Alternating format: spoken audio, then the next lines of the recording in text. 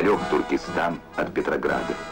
Но и здесь, возглавляемая большевиками, кипит, бушует революция. Трудящиеся берут власть в свои руки.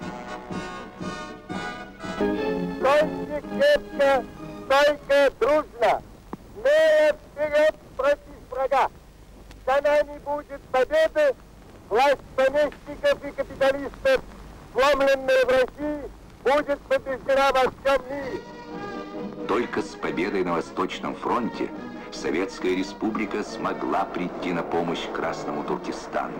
Чтобы установить товарищеские отношения к народам Туркестана, доказать им искренность нашего желания искоренить все следы империализма великорусского, с величайшим доверием отнестись к нашей туркестанской комиссии и строго соблюсти директивы, преподанные ей от ВЦИК именно в этом духе.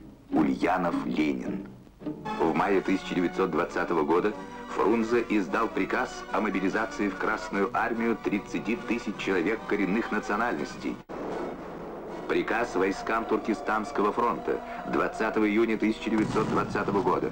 Особой лихостью и энергией отличился Каракиргизский дивизион.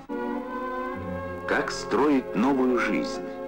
Тем более здесь, в Туркестане, нужна особая осторожность в отношениях к национальному чувству. Для всей нашей мировой политики дьявольски важно завоевать доверие. Это мировой вопрос. Декрет ЦИК Туркестанской Республики об оказании помощи беженцам Киргизии выделен кредит в 100 миллионов рублей. Люди возвращались на родину. В приграничных местностях организовывались пункты питания.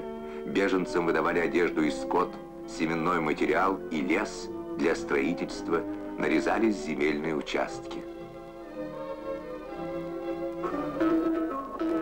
Партия, Ленин настойчиво искали новые экономические формы смычки рабочего класса с крестьянской массой.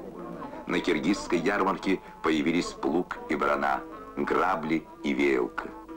Но НЭП не только укреплял базар, НЭП разрушал патриархально-феодальные отношения киргизского аила.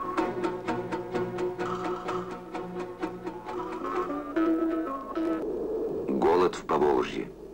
В июле 1921 года Туркбюро получило телеграмму Ленина с просьбой срочно отправить в центр 250 тысяч пудов хлеба.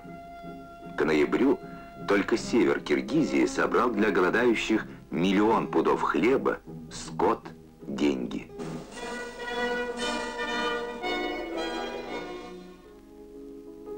Несмотря на чрезвычайную занятость, Ленин самым живейшим образом участвует в делах Туркестанской Республики. Самоопределение народов – гвоздь политики.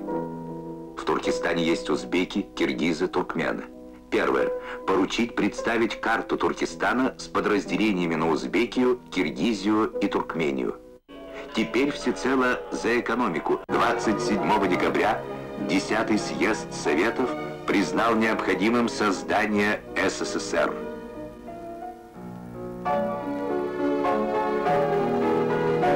«30 декабря 1922 года Первый Всесоюзный съезд Советов провозгласил образование Союза Советских Социалистических Республик».